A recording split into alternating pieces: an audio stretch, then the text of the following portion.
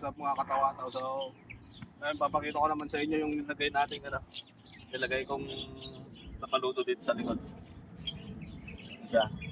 Ito lang sa rin to, sa Shopee ko rin nabili. Ganyan lang siya, kaya lang medyo maikli. So, ang problema naman dito, pagka umuulan, yung talsik ng tubig.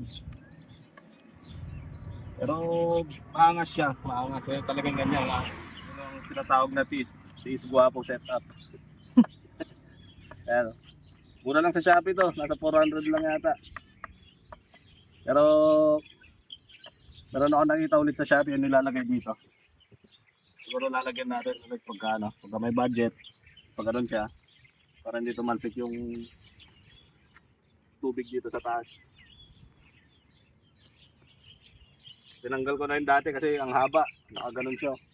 Parang puwit ng pagong. Ang pangit tignan, nakaganon. So ito yung pinalit natin. Okay naman siya, maganda. Kaya lang, tingnan niya ito.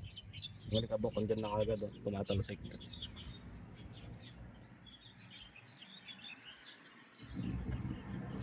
Ngayon mga katawata, abangan nyo yung sa pampiesa dito. Pagka nagka-budget tayo, papakita ko ulit sa inyo pagka pa-order tayo.